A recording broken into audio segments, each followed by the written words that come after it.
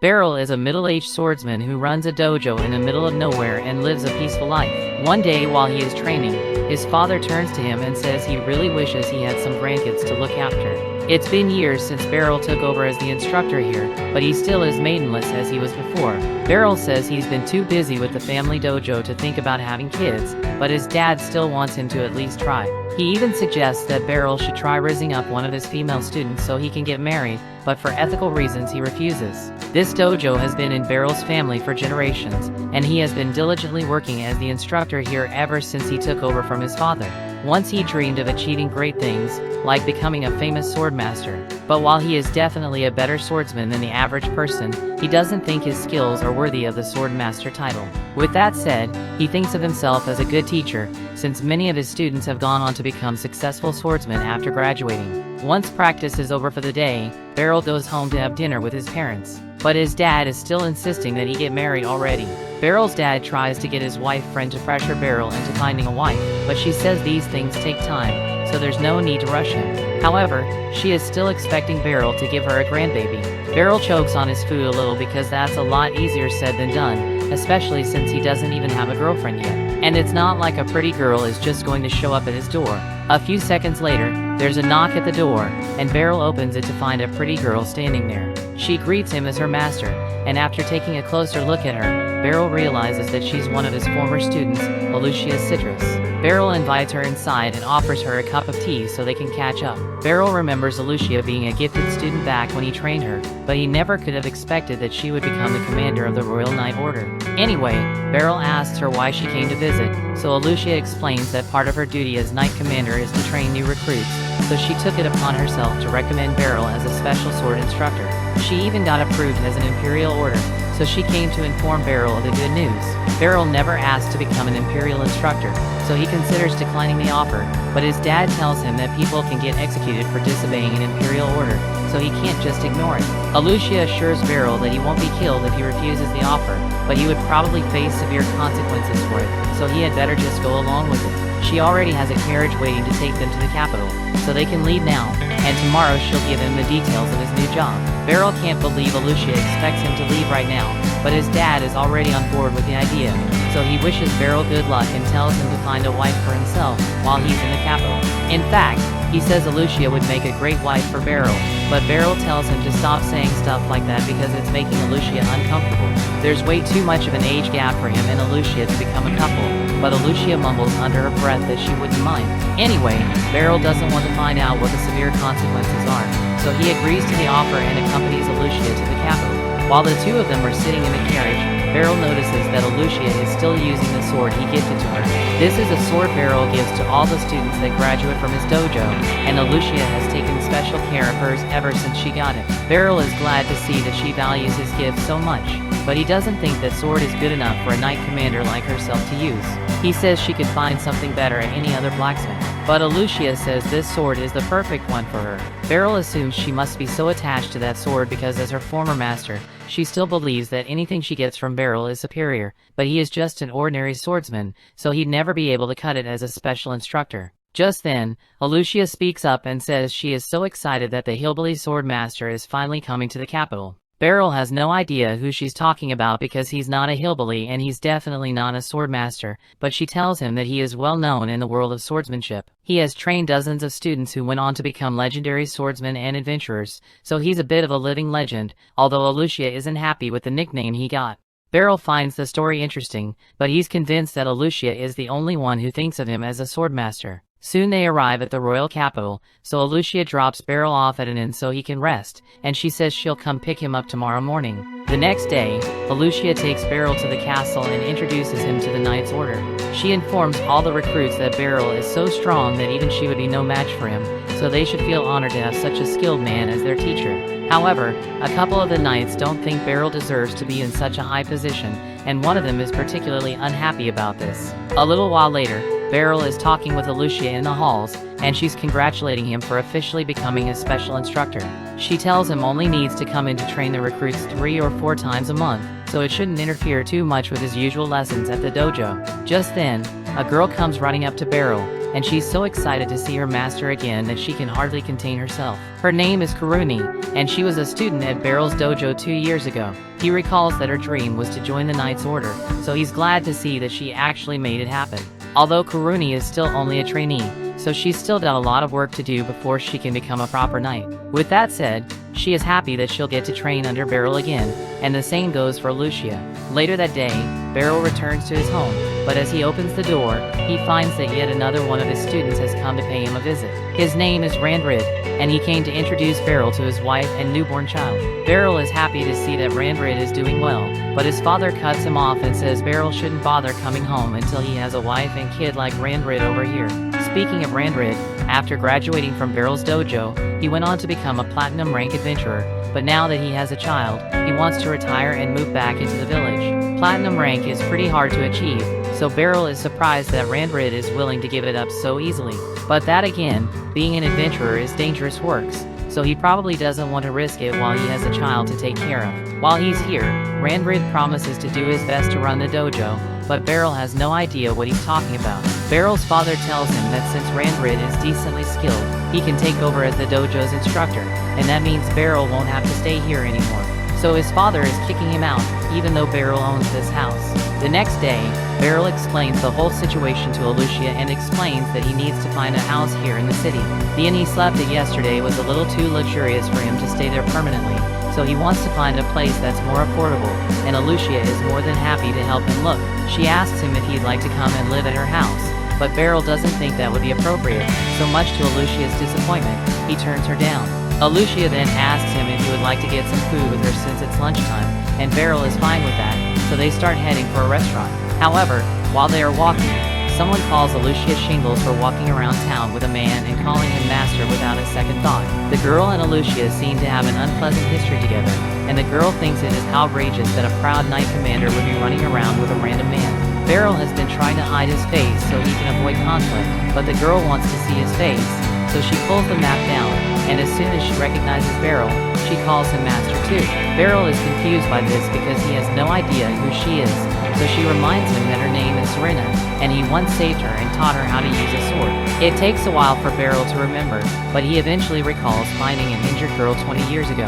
He took her and nursed her back to health and eventually taught her how to fight, but he hadn't seen her in over a decade, so he's pleasantly surprised to see that she's a black rank adventurer. Serena apologizes for not visiting Beryl all these years, but she's also curious as to why he is suddenly in the royal capital. Lucia explains that Beryl has been appointed as a special instructor for the Knight's Order, so he is moving to the capital, and she is here to help him find a suitable inn. However, Serena says she'd be much better at finding accommodations because as an adventurer, she was used to staying in inns. Serena and Lucia start arguing over who gets to go house hunting with Beryl, and Beryl has no idea why the two hate each other so much, but with their help, he eventually manages to find an inn that suits him. He thanks both of them for their help, but he asks them to please stop arguing with each other for his sake, because he can't listen to any more yelling.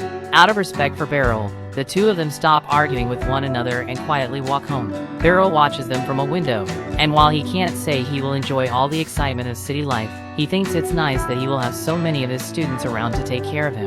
The next day, the Knight's Order is training as usual, and the Vice Commander, Hendritz, is absolutely dominating all the others with his skill. After defeating his aspiring partner, Lucia suddenly makes an announcement and informs everyone that there has been a change to the schedule. Instead of once a week, Beryl will be instructing them starting today, so she expects them to work harder than ever before. Beryl tells them all that he's happy to be here, but before he can begin his first lesson, Hendritz approaches and says he has something to say. To be a special instructor for the Knight's Order, Beryl would need to possess a certain level of strength, so he is challenging him to a duel. Hendritz isn't trying to be disrespectful, he simply wants to make sure that Beryl is good enough for the position, and as the Vice Commander, he is within his rights to ask for a duel, so Lucia sanctions it. Beryl really wishes she would stop agreeing to things on his behalf, but since Hendritz challenged him, he has no choice but to get ready for the duel. Hendritz is sure that Lucia only thinks highly of Beryl because he was her instructor when she was a kid, but that doesn't mean Beryl is cut out to be a special instructor for the Knight Order, so Hendritz is going to prove that by defeating Beryl right now. Beryl agrees with Hendritz because he doesn't think he's good enough for this job, but it would look bad for Lucia if the man she recommended lost easily, so he decides to do his best against Hendritz. The duel commences and Hendritz charges in to attack Beryl. Beryl begins parrying the attacks, and he is amazed by the sheer power and speed that Hendrix possesses. But he knows that if he can deflect one of the strikes just right, then it will leave Hendrix wide open and he can close in for a strike. That's exactly what he does, and Hendrix is left speechless because in a real battle he definitely would have died just now. That counts as a point for Beryl, so the two of them return to their starting positions and Hendrix begins attacking again. Beryl still can't believe how strong Hendrix is, but all his moves are predictable, so it was pretty easy for him to parry. Hendrix realizes he won't hit Beryl if he doesn't go all out, so he uses his signature move to attack. The Roaring Blade technique has so much power behind it that it can't be blocked or parried, so there should be no way for Beryl to win here. However, after Hendrix swings his sword, Beryl disappears and reappears behind him with his sword next to Hendrix's neck. With this, Beryl has officially won the duel, and Hendrix isn't even mad about it. He is just amazed by the skill Beryl just displayed, and he apologizes for being so rude earlier. Later on, Hendrix holds a party to welcome Beryl as the new instructor, but he still really wants to know how Beryl managed to counter his signature spin move. Beryl explains that all he did was move along with Hendrix's rotation, which is how he ended up behind him, but doing it is a lot harder than Beryl makes it sound. In any case, Hendrix is looking forward to training under Beryl, and so are the others. The story continues. A week has passed since Beryl became an instructor here, and while two of the knights are practicing together, he comes over to give them some advice. He's been watching how they fight and their sword play is decent, but he thinks they need to work on their distance. He demonstrates that if you focus too much on watching your opponent's sword, then your opponent can get closer without you noticing. It may not seem like much, but in a real sword fight, half a step of distance can be the difference between winning and losing. Beryl thought he was just giving basic advice to his students. But with how everyone is looking at him, you would think he just spit the greatest bars of all time. Ever since Beryl's duel with Hendrix, the knights have treated every word Beryl says as gospel, and he has to admit that it has made his job a lot easier. Once practice is over for the day, Beryl sits down to relax, and Hendrix hands him a towel to wipe his sweat with. A few minutes later, Kuruni approaches Beryl and asks him if he has any plans after this. Beryl wasn't really planning to do anything, so Kuruni asks him if he would like her to show him around town. Now that Beryl thinks about it, he hasn't had a chance to see much of Baltrain yet, so he takes Kuruni up on the offer, and she excitedly runs off to go change her clothes. Meanwhile, Alucia is busy meeting with the royal officials to give them a report on the state of the Knight's Order, especially with the new special instructor who was hired recently. Alucia assures them that Beryl has exceeded all expectations, and since there is nothing more to discuss, the meeting comes to a close. People had warned her that if she wanted to continue developing her swordsmanship, she should avoid becoming knight captain because of all the bureaucracy. The only reason she took this job was because she needed a position of power to bring Beryl to the capital. Back when Alucia was still a kid, her parents brought her to Beryl's dojo so she could learn how to defend herself, and from the moment she met Beryl, she knew he was a kind person. After she joined the dojo, Beryl had her practice her sword swings and jump across tree stumps to train her mobility. He also had her do some basic strength training, and while his methods may have been a little unorthodox before long, Alucia felt very comfortable using a sword. One day, Beryl asked Alucia if she would like to have a mock battle with him, and she excitedly agreed because she wanted to show off everything she learned. However, when she actually went up against Beryl, she couldn't find any openings in his stance. Since Alucia grew up learning from Beryl, she thought all sword instructors were as good as he was. But one day, when Beryl took them out to participate in a mock battle against another dojo, she realized she was wrong. The person she was up against was full of openings and had the patience of a toddler because he blindly attacked Alucia without a plan. As expected, Alucia mopped the floor with him, and it was barely even a challenge for her. Once the mock battle is over, Beryl and his students start walking back to their dojo, and Beryl is glad that his students got a chance to face people who had different fighting styles. Speaking of which, Alucia asks Beryl if his dojo happens to be better than average compared to the others, but he doesn't like to think of it that way. Sure, they may have won the mock battle today, but it's more important to focus on what you learn from the experience rather than whether you win or lose. Alucia understands the point Beryl is trying to make, but then she notices that her hairpin is missing. She realizes she must have dropped it back at the dojo, and it's really important to her, so she tells Beryl that she's going back to get it. Alucia eventually arrives back at the other dojo, so she starts looking for the hairpin she dropped, but unfortunately it looks like the guy she defeated found it before she did. For a second, it looked like he was going to be nice and hand over without causing trouble, but that would make too much sense. Instead, he throws the hairpin into the dojo and says Alucia is going to have to take all of them at once if she wants to get her pin back. She may have beaten him in the mock battle, but there's no way he can lose when he has all his friends backing him up. Considering how trash their sword skills were earlier, Alicia might have a good chance of beating them all on her own. But she knows Beryl wouldn't want her to use her skills to beat other people up, so she just stood and was totally ready to get clobbered. However, before the jerk could smack her face, Beryl steps in front of Alicia and takes the hit instead. The strike did no damage to him, but it still hurt a little, so he asks the boys if this is really how they want to use their swordsmanship.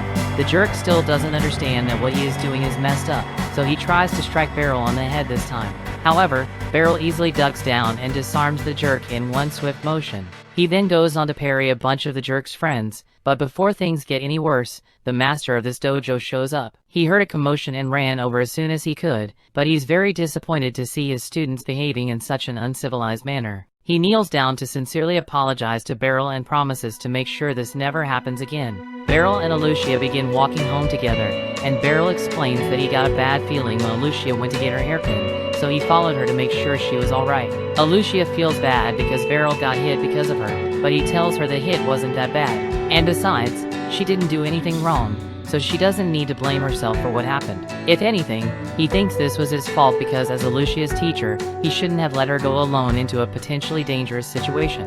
Years go by and Alicia is in the middle of another mock battle with Beryl. Beryl's form is still as solid as ever, but this time, as he swings his sword, Alicia is able to keep up with him and score a point against Beryl for once. Beryl is surprised by how much Alicia had improved, but he believes she is finally ready to graduate from his dojo, so he presents her with her ceremonial graduation sword. By now, Alicia had come to realize that Beryl was ignorant of how godly his sword skills are, and she really didn't want to leave his dojo because there was still so much she could learn from him. But at the same time, she didn't want to cause trouble for Beryl, so she didn't argue with him over it. Instead, she set out to prove that Beryl's techniques are superior to all others, so she enrolled in the Knight's Order program and took the entrance test. And just as she expected during the test, none of her fellow candidates were a match for the training Beryl gave her. Even the examiners couldn't keep up with her, so they would never stand a chance against Beryl.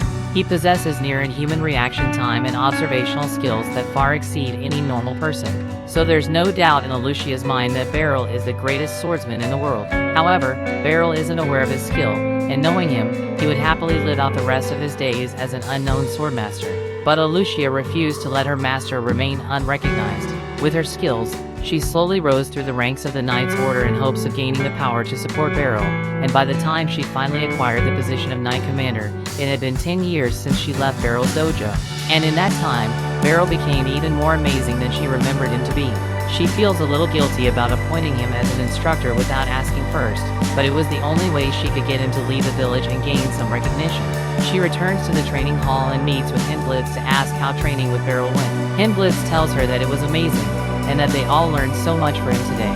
Alicia doesn't see Beryl around, so she asks if he already went home for the day, but Hindblitz tells her he actually left with Karuni because she said she wanted to show him around town. Alicia gets a little jealous after hearing that because it means Karuni basically asked Beryl out on a date and she wishes she had thought of it first. Meanwhile, on Beryl and Karuni's date, she's showing him all the wonderful shops they have in town, and Beryl is amazed by how lively this place is compared to his village.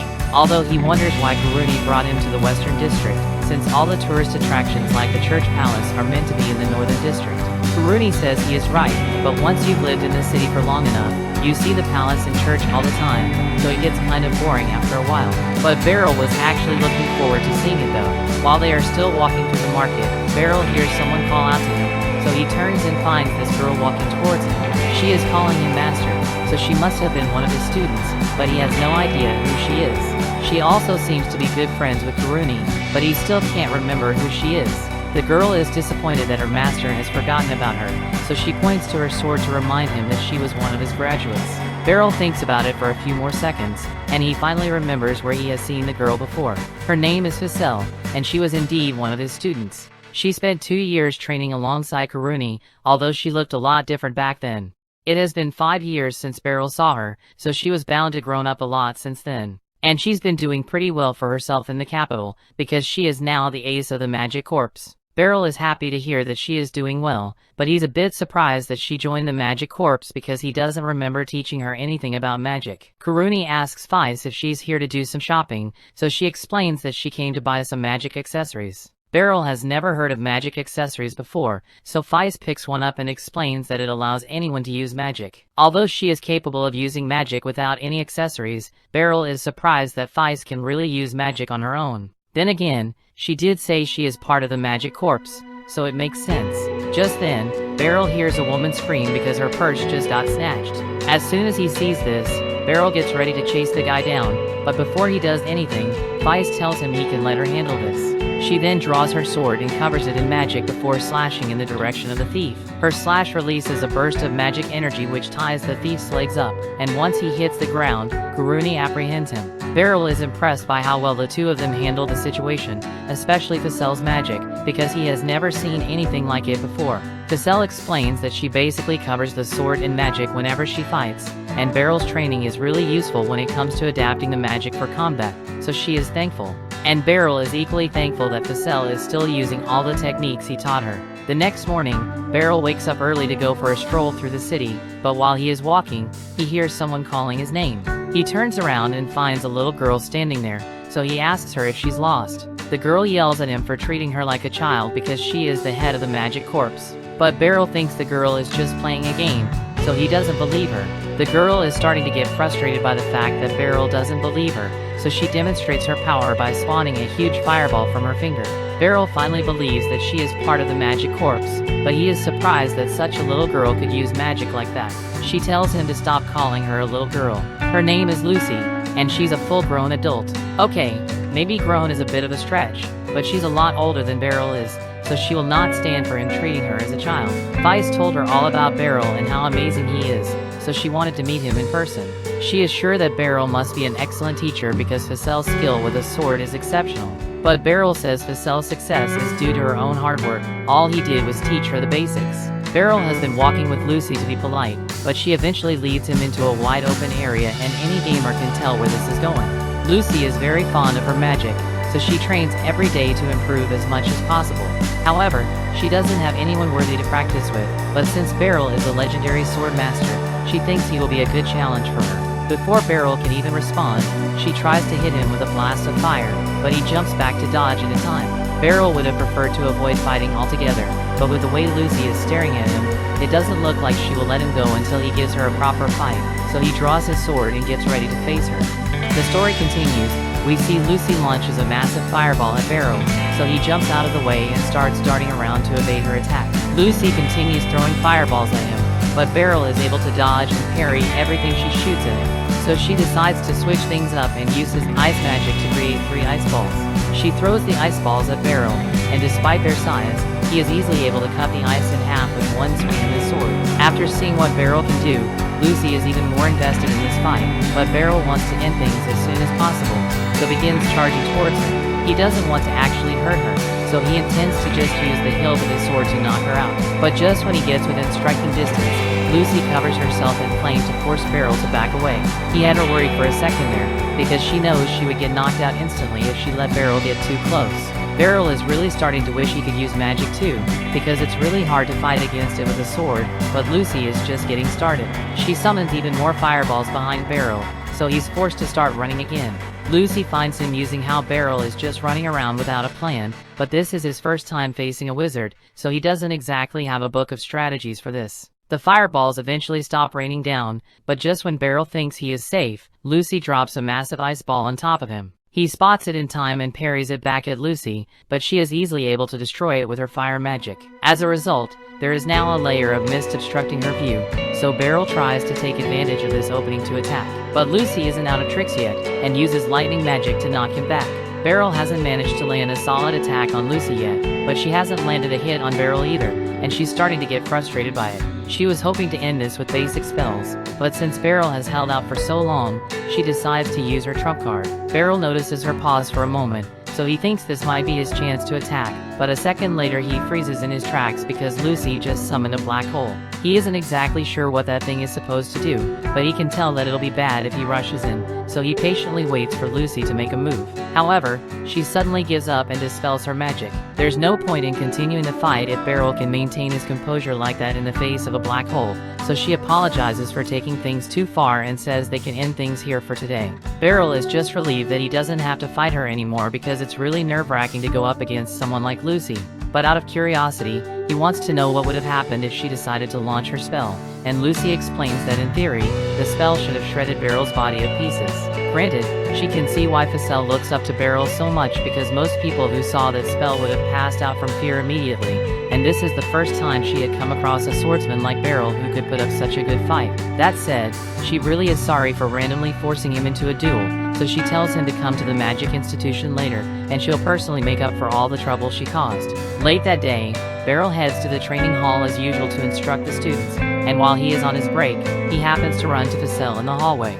She is here to deliver magic healing potions on behalf of the Magic Institute, and she tells Beryl he can have one for himself. He tries to turn her down since healing potions are really expensive, but Feist tells him this one is free as her way of apologizing for what happened with Lucy this morning. Beryl was still half convinced that Lucy was really just a little girl, but Feist explains that Lucy uses magic to keep herself looking young, so no one actually knows how old she is. Even so, Beryl is surprised that Lucy could fit so much power into such a tiny body because he was really worried that he might die when she was attacking him. He never wants to fight another wizard again after what happened, but Feist tells him that Lucy is a special case. Normal wizards can't cast magic continuously like she can, so he would probably be able to beat most wizards in a fight. Just then, Alucia shows up and she tells Beryl that he has just received a special request. He is curious about it, so Alucia leads into a room where they both meet with Serena. She tells them that the Adventurers Guild would like to hire Beryl to organize some special training for the new adventurers in preparation for their first descent into a dungeon. Hearing about the new adventurers makes Beryl think back to his younger days when he wanted to be an adventurer. Items found in a dungeon can be pretty valuable, so Beryl was eager to conquer one, but then he got beaten up by monsters on his first day, so he ran home and never attempted adventuring again. He tells the two that he thinks adventuring is a dangerous business. That's exactly why they want him to train the new adventurers. They've already made all the necessary preparations, and it won't interfere with his job as a special instructor here, so there's nothing stopping him. But at the end of the day, Beryl still needs to agree to do the job, so Serena invites him to come to the Adventurers Guild and meet with the Guildmaster to talk about the job.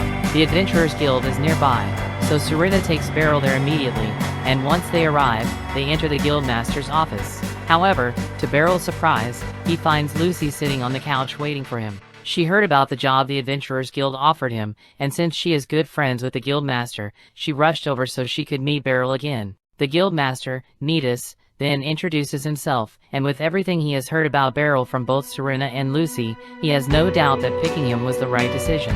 Beryl tries to remind Nidus that he hasn't accepted the job yet, but his words are completely ignored. Nidus points to his assistant Megan and tells Beryl that he can discuss the details of the job with him. But before any of that, Megan wants to clarify something. He asks Beryl if he has any prior experience as an adventurer, and Beryl answers no, so Megan begins to question whether Beryl is really suitable to train new adventurers. Beryl is really happy that Megan said that because now he might not have to accept the job anymore, but Megan's comment pissed off Serena and Lucy since they both already vouched for Beryl, yet Megan is still doubting him. With all due respect, Megan is just looking out for the safety of the adventurers because there have been reports of strange monster behavior recently.